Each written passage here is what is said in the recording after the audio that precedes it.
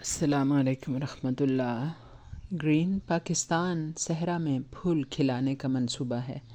اس میں فی الحال 2.5 لاکھ ایکڑ زمین کو آباد کرنے کا پروگرام ہے۔ اس سارے منصوبے میں چائنا کی مالی اور لاجسٹک ہر طرح کی مدد شامل ہے۔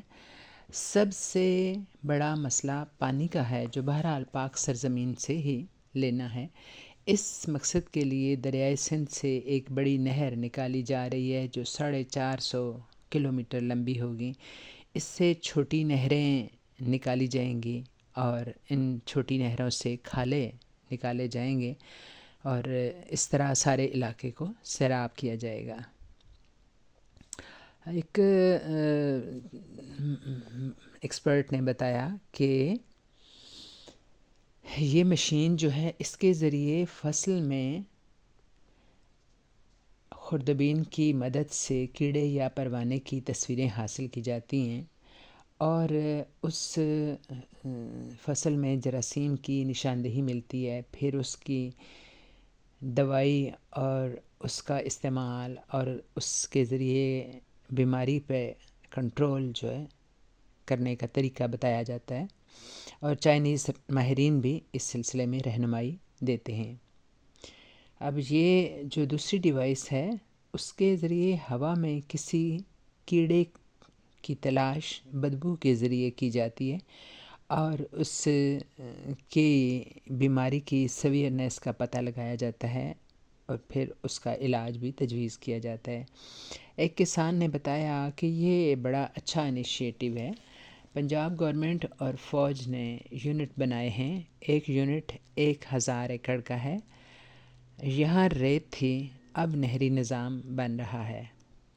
ایک یونٹ سے بڑی نہر بنائی جائے گی، وہاں سے کھالے نکالے جائیں گے، سڑکیں بنائی جا رہی ہیں، انفراسٹرکچر مہیا کیا جا رہا ہے، جو کسان کے لیے بنیادی چیز ہے۔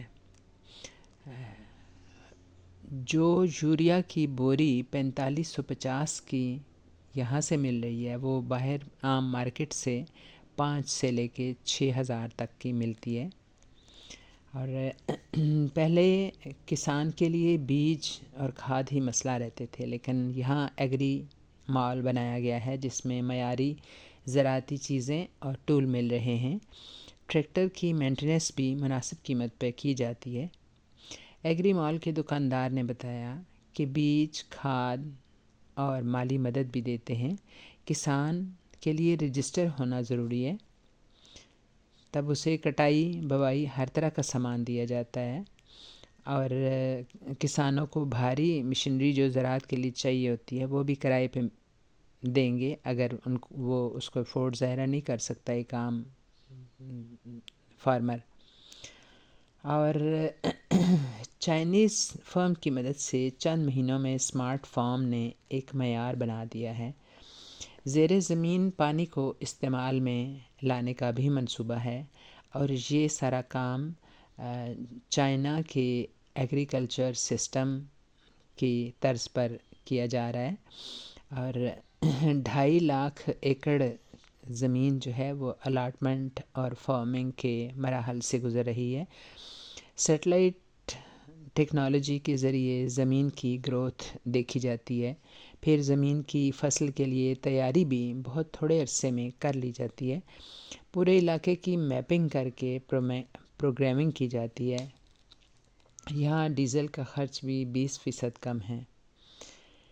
ڈاکٹر حسن عباس نے کہا کہ یہ جو نہر ہے، یہ اس صحرا میں چل نہیں سکے گی، اور اس کی انہوں نے ریزن بتائی کہ جب نہر کا پانی میں آپ ایک جدید طریقے سے استعمال اسے کرنا چاہیں گے، جیسے کہ یہ اس سسٹم میں کیا آج کل جو نیا سسٹم ہے اس میں اسپرنکل یوز کیے جاتے ہیں، اس میں ڈرپنگ یوز کی جاتی ہے، یعنی صحرا میں خاص طور پر جو اریگیشن ہوتی ہے، تو وہ سسٹم جو ہے نا، انہوں نے بتایا کہ یہ نہری نظام میں نہیں چل سکتا، کیونکہ نہروں کے پانی میں کنٹیمنیشن چیزیں بھی ہوتی ہیں، اور خاص طور ریت تو ضروری ہوتی ہے، اور یہ ریت جو ہے ان پمپوں میں پھنس جاتی ہے اور گدلا پانی جو ہے وہ اس اسپرنکلر اور یہ جو پمپس ہوتے ہیں ان میں نہیں چل سکتا. وہ باریک پمپ ہوتے ہیں،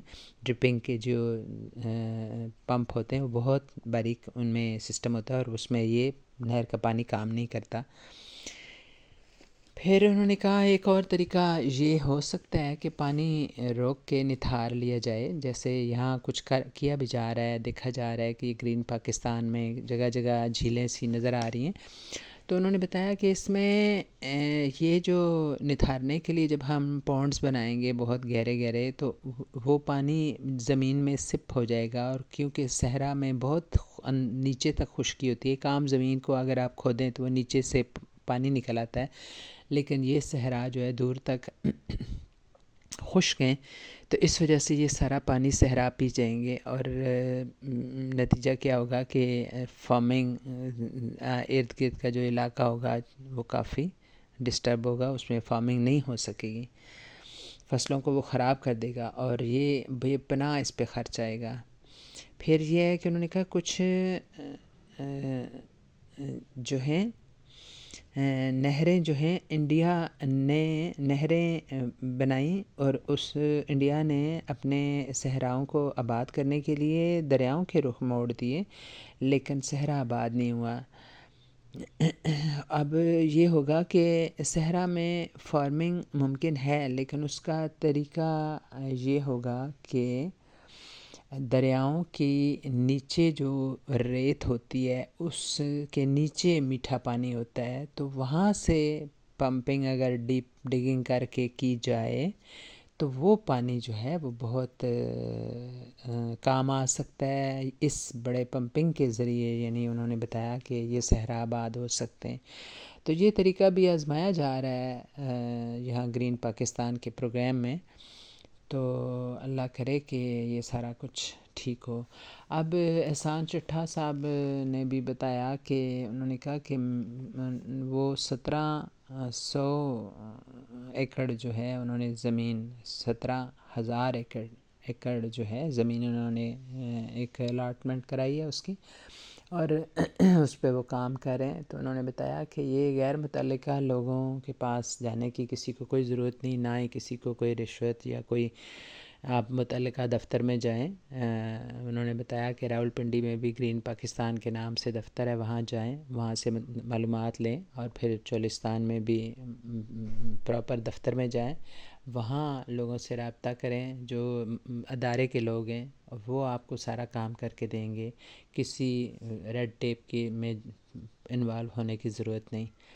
تو یہ ایک بڑی احسن اقدام لگتا ہے، اور اللہ کرے کہ یہ کوئی پاکستان کو بہتر مستقبل کی طرف لے جائے. تو اس میں محب الوطن جو طبقے ہوں گے یقیناً خوش ہوں گے.